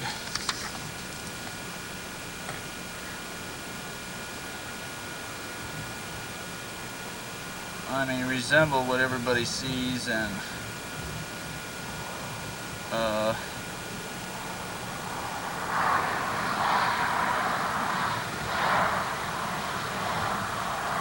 the only thing that's different about them from what I see on all the pictures is the eyes appear to be have deteriorated, or they look like prunes. They're like your fingers get pruned. They're all shriveled up, and you can't see no eye sockets, and there's no visible eyelids or anything like that. They have a grayish, like a grayish pigmentation. It's not scaly or anything. It's like a pigmentation. There's no apparent hair on them. There's little holes, not really slits, but a little hole, maybe an ear cartilage. I don't know that you're hearing. Slits are really kind of small for the nose and the mouth. The bodies themselves are very, very thin. They appear not to have any breast or navel or anything like that. Not that I can see. Yeah. I wasn't able to sit and study them in full view for a while. I don't think I have heard talk there that I know their systems aren't like ours. But they're very thin and they look very, very frail. What convinced you that Hennessy told you the truth? We only have looking him in the eye and talking to him. We've analyzed his voice during the narration. Doesn't show any signs of stress. We've heard rumors of some details inside from others that has never been released or published. So unless they were on the inside circle and knew what was being held back, most people would never know the information that he gave us. Most of the information that he gave us checked with other information we already had, and it has checked since with other information that we have acquired since the time we interviewed him. Mr. Morton, you came in contact with the sergeant who worked at Area 51. Yes, I was on an American television program called Mysteries from Beyond the Other Dominion, and at the end of the program they gave my telephone number. This gentleman contacted me through that telephone number and related to me that he was in fact a master sergeant at Area 51 for over 12 years, and that everything that had to be taken in and out of the base or transported from one place to another on the facility had to go across his desk. Of course, the man had a very high-level, top-secret clearance. He gave me his name, he gave me a military ID number, which I was able to check, and his military ID did in fact check out that he had worked at Nellis Air Force Base and had then worked at the Area 51 facility.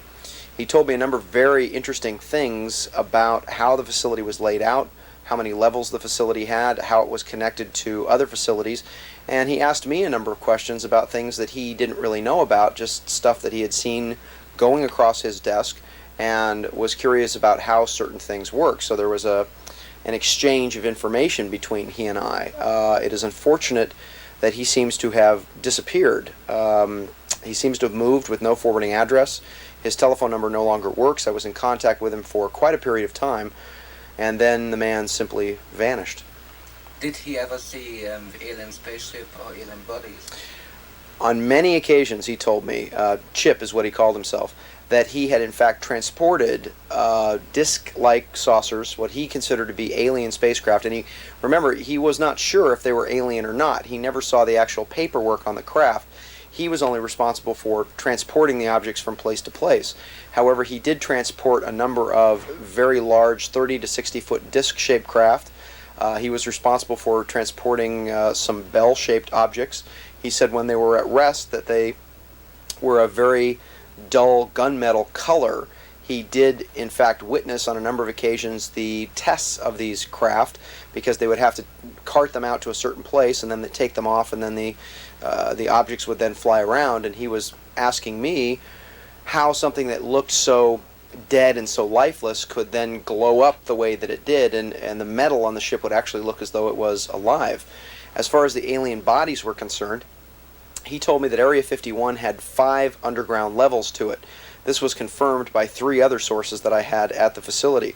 He also claimed that there were not only living aliens on the base that he not only saw, because he was responsible for transporting them physically by jeep from one place to another, but also that he saw a number of alien bodies in very large tanks, that the tanks had a silver backing to them, that they had a silver strips across the middle and the bottom of the tank.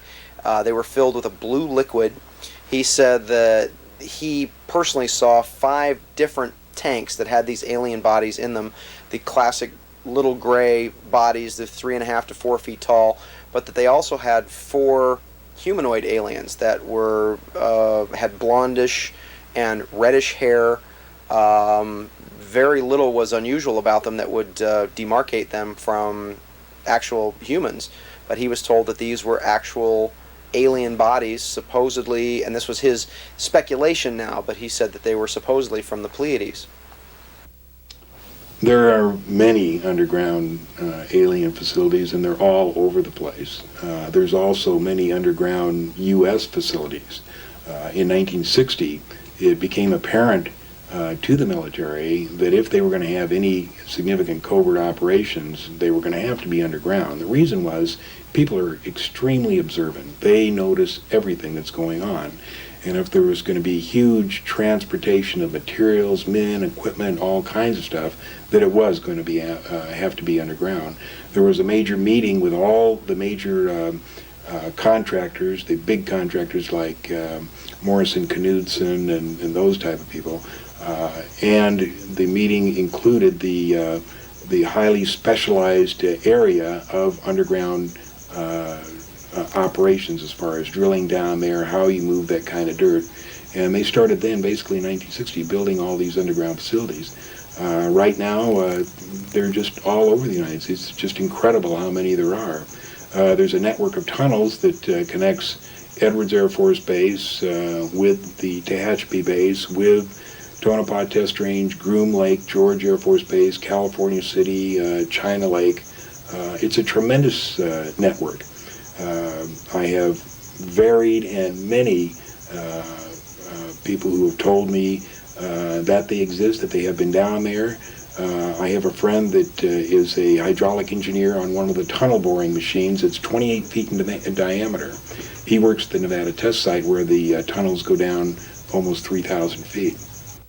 In addition to this, I have had a number of ex-military persons, engineers who've worked in the aerospace industry, for the aerospace companies out in the Antelope Valley, such as Lockheed, Northrop, Rockwell, who have related to me their knowledge of underground facilities. Not in all cases have they revealed what they knew about alien life forms or alien technology, but they said that these underground facilities exist without a doubt. Okay, that many aerospace companies have these facilities, that most of our Air Force bases, our naval bases, have these type of facilities underground, and that ultra-secret work goes on in secure underground facilities. Now, our difficulty has been in trying to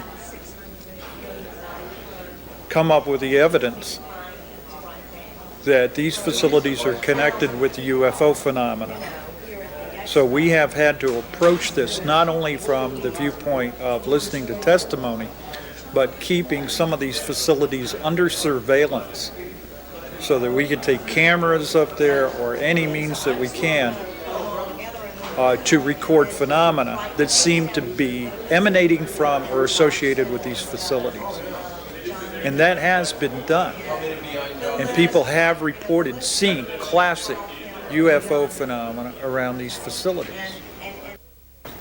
There are 4 aerospace covert facilities. This is what we call the aerospace connection in the Antelope Valley and also the San Joaquin Valley. Rockwell in the San Joaquin, Lockheed, McDonnell Douglas, and Northrop in the Antelope Valleys. And these operations are extremely suspicious. They have a surface cover activity. They call themselves RCS testing sites. That stands for radar cross-section. And apparently their presumed purpose is to test various aeroform designs atop pylons with radar cross-section. And the disturbing part is that we have found out with incontrovertible proof that there are extensive underground facilities. And for example, Northrop, we have documented to have 42 levels underground. Now, if this is radar cross-section testing, which is above ground, why do they need 42 levels underground? Also, at the Lockheed facility out in Helendale, we had an investigative reporter who saw a blueprint of the building plans for that facility that he wasn't supposed to see. It showed that they had an extensive underground facility 300 feet down. And when this reporter interviewed the person who was in charge of that facility, they had a nice, pleasant interview until at the end he told the director that he was aware of this extensive underground facility. And what could he tell him about that? And immediately the man's eyes grew wide and he said, "This interview is terminated." So it's very suspicious. And then, of course, we have other reports of people in the area who say that they have seen alien craft emanating from these facilities and terminating at these facilities. And other kinds of blue beams, strange lights in the sky, surveillance orbs, size of basketballs, medicine balls that survey the area and move in ways that we don't possess that kind of technology. In terms of the Northrop facility, which is also known as the Anthill, the construction, the underground facility was greatly enlarged in the early 80s. And what took place there was an enlargement, I understand, from 13 levels underground to 42 levels underground. And we have reports from construction workers who actually worked on the site, cement truck drivers, and at one point, Michael, cement trucks suddenly appeared on the scene 5 miles long, pouring concrete continuously 24 hours a day, 7 days a week for weeks. And we figure at 9 yards of concrete per truck, close to 1 million yards of concrete must have been poured underground. Also, we understand from the construction workers that 3 silos were constructed there, 3 underground silos, and we were bringing out the fact that saucers have been seen to just come screaming out of the facility as if they had had some travel distance underground. And also craft would, like helicopters, would come into the facility and just disappear into the ground. So we knew from construction reports and tended to be rather casual about it, and I said, I'm sorry, I beg your pardon, but did you say silos down there? And he says, oh yes. He says, you see those white diamonds? And sure enough, there were 3 white diamonds. Now this pilot, you must understand, we rented the plane in the Antelope Valley, so he flies that area continuously. He has students, he's a pilot instructor. So he's flying over there all the time. He told me that on numerous occasions when he's flown over these facilities, those white diamonds, the white covering, will be gone to reveal a deep, dark hole or silo into the ground. Not only the black projects, but deep black projects program that is taking place about 10 miles south of Groom Lake. Groom Lake facility, of course, is a black projects program that is, technologically speaking, not in line with higher technology that is present 10 miles south, which is located on Papoose Lake facility. That is where a new type of propulsion system is being test flown, and again, it's my contention that some select U.S. pilots are being given instructions on maneuvering these objects. We have, from all types of reports and sources, this one fact is that there is some type of pumpkin seed program. This is a nickname of a new type of propulsion system using pulse detonation system. And this is known as the pumpkin seed program because these objects they have almost like a diamond-shaped the form to this. Now, this is part of the Black Projects program. However, what I've been investigating is more than that. It's the Super Deep Black Projects program, which could possibly involve technology much higher than this type of pulse propulsion system, which could be antimatter or some type of anti-matter, as Mr. Lazar has been stating. The sources of our information are not only from researchers that have received a lot of infos through Aerospace Connection. We have been in touch with several persons that confirm that Black Project program is ongoing at Groom Lake facility, Papoose Lake facility, plus other facilities such as in California, the Northrop, McDonnell Douglas, and Lockheed. All of these facilities are conducting some type of testing of certain type of aeroforms that resemble almost a disc. And it's possible, very possible, that the technology behind this could be received from some intelligence, not necessarily us. In other words, we're talking about something possible transfer of technology. After I had, of course, got out of the service, I worked for the government, as a test pilot on various different particular aircraft. While I did that particular activity, I was asked if I wouldn't mind working on some simulators, and I thought that was a good idea, good for my future, so I did. We were then reassigned. It was just not myself, it was several other fellows like myself, engineers, that were reassigned to certain companies here in the United States on the various different simulators that they were making for the various new aircrafts that they were building. For example, the F-89, F-94, and F-102, and a group of others. We spent probably close to 3.5, 4 years just in training on simulators, and just exactly, how a simulator, an actual simulator for these aircraft worked, and the new designs as they came along. After they thought that we were trained sufficiently, then we were asked to do another project, which was more or less in my field as mechanical design. That was to join metal together without glue, nuts, or any adhesives, so forth, for aircraft purposes. The indication was to make the aircraft lighter. Okay. This of course was several years going on. In the meantime, of course, security classifications were going on, as far as we were concerned, and just the individuals that were going to work on these particular projects before going to the actual facility where I had done this activity. We developed this particular process of joining this material. It took quite some time, over a period of about 4 years.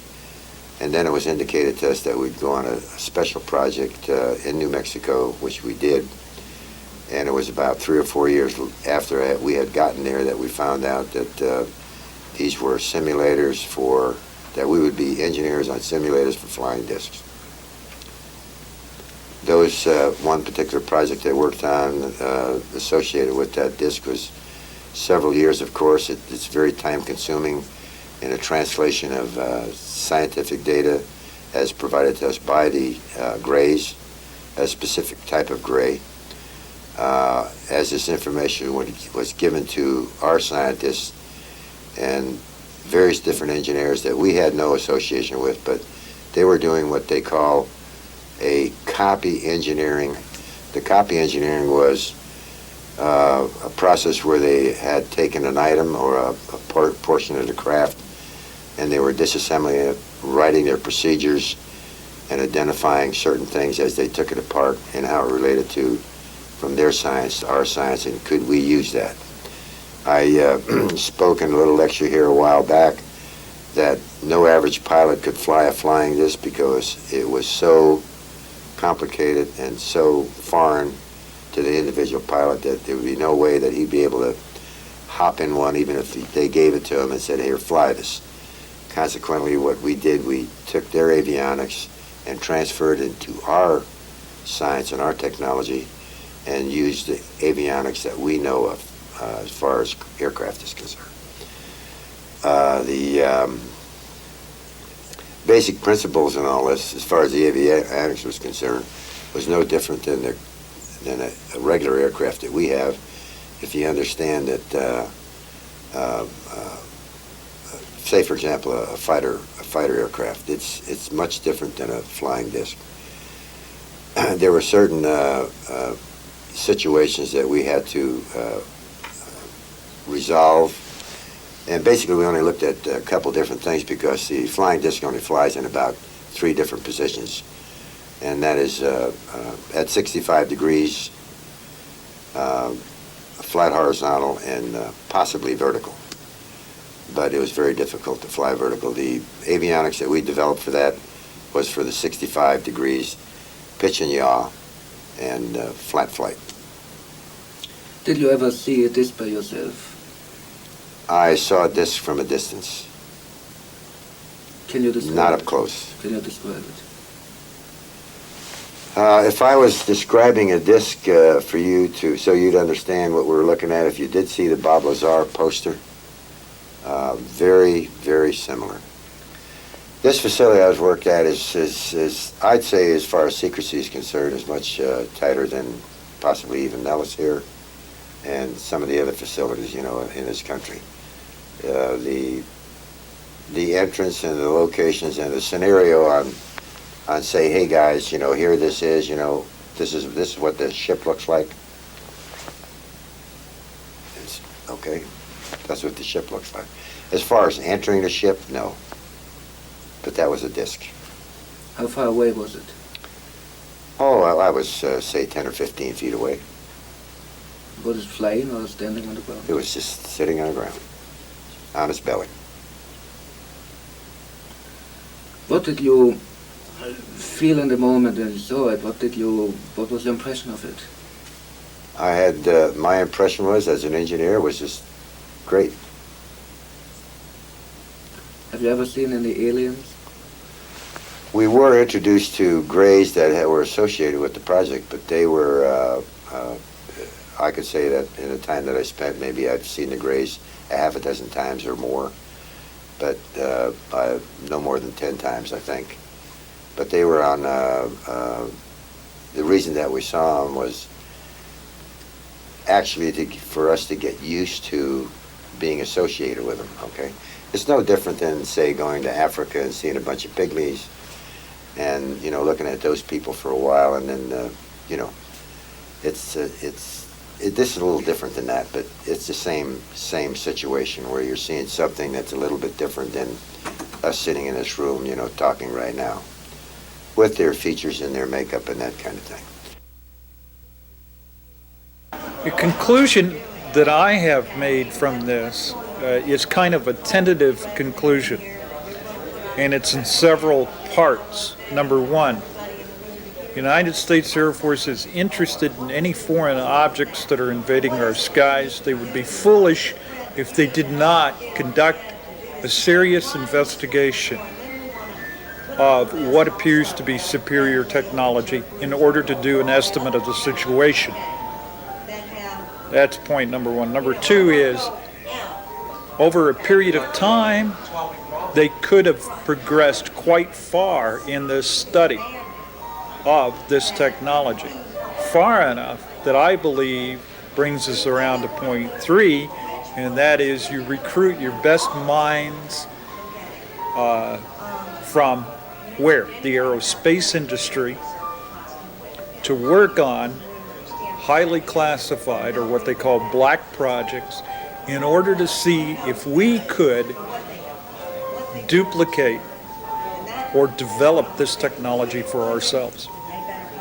Because what every military wants is superiority, an advantage over the enemy.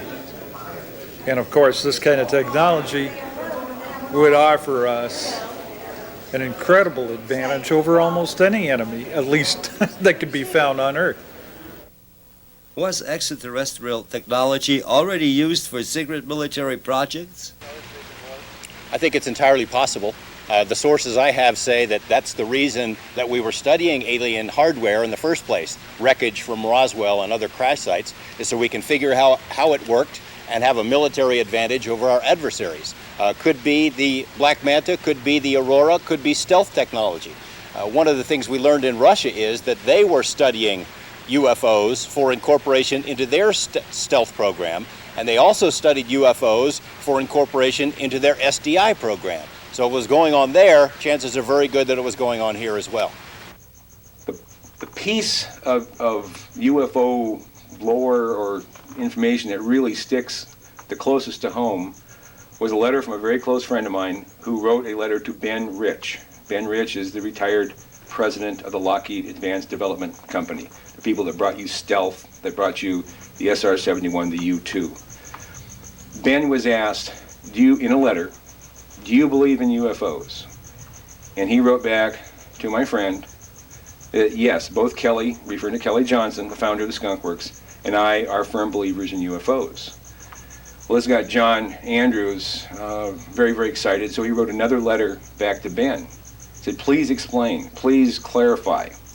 We're talking about two categories of UFOs, both man-made and extraterrestrial. And Ben wrote back again on his letterhead, handwritten, which you have a copy of, saying yes, UFOs do exist, both man-made and extraterrestrial. And we refer to them as unfunded opportunities, and he underlines the UFO. Are these super secret test flights with recovered UFOs for real? Do U.S. government scientists really investigate extraterrestrial technology? We wanted to find out the truth, test the claims. Following Bob Lazar's recommendation, we drove out to the Black World on December 2nd, 1992, together with an ABC television camera crew. First, we waited near the black mailbox at the Groom Lake access road. Then, followed by a black unmarked Ford Bronco of the Wackenhuth Special Security, we changed our location to the Campfire Hill, an elevation on the roadside closer to the base. It was a Wednesday night, and shortly after sunset, at about 6:15 p.m., the first mysterious flying objects appeared.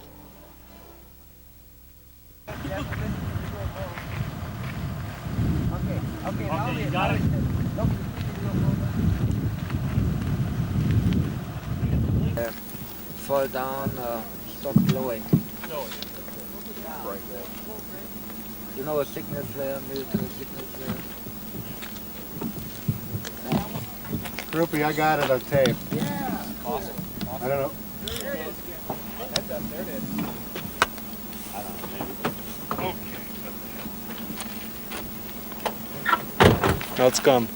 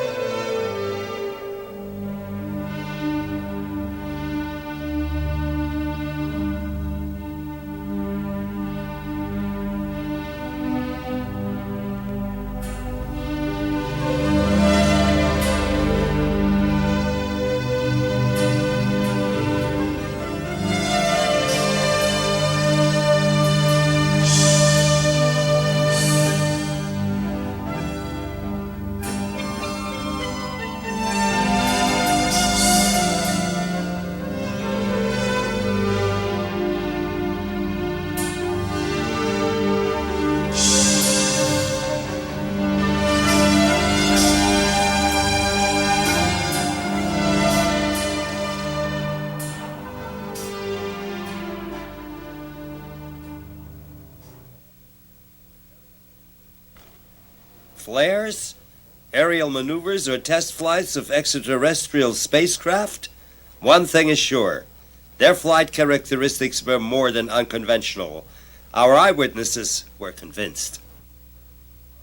I saw, well, right over the horizon there, as most of us said so far, I saw a light come up over the horizon, probably a few degrees over the horizon, and it broke into first 2 lights, then 3 lights, and then it seemed to string them all together, kind of like a string of pearls or beads. And there seemed to be a connection as the light jumped from one position to the next. And it was kind of an orange-yellow color. And it seemed to be sort of swirling around at the same time. It wasn't a straight directional thing. It's kind of like they were going like this a little bit, you know. The first thing that was interesting we saw along this ridge out here were a series of white blinking lights that seemed to be, as we looked through binoculars, the same light or several lights that were moving real rapidly around the sky, blinking. Very unusual. All right. Yeah. The one that seems to be attracting the most attention is the one we saw out that direction that had a strange color and seemed to split. Describe that one for me. Yeah, well, it was an orangish red light that was rather intense, and it seemed to split off into different pieces at one point and come back together again. And I think that was the most interesting aspect of that. We've seen a lot of interesting things tonight. What was that they saw in the skies above Nevada? We'll try and have some answers next. A big UFO convention came to an end in Las Vegas last night, and afterwards, naturally, some of the members went out in the desert to search for UFOs. A news crew went along, too, and sure enough, it wasn't long before a mysterious, unidentified object appeared. Not too surprising, somewhere up there, you see it, because this patch of desert is right near a military test site. This looked like no aircraft lights that any of these folks had ever seen. This was a bona fide UFO sighting? I think it was, yeah. And UFO means unknown flying object, and this definitely was nothing I've ever seen before. Was it a bird? Was it a plane? Was it the Aurora, the secret plane? We don't know. More to come, I'm sure, and the Air Force is not saying anything as usual. Oh, fascinating. You have a good weekend, of course, all of you. Good night, everybody. Maybe it's just a question of time before the secret of the black world will be revealed. The answer on our questions, still hidden behind these mountains, might turn out to be revolutionary for all of us.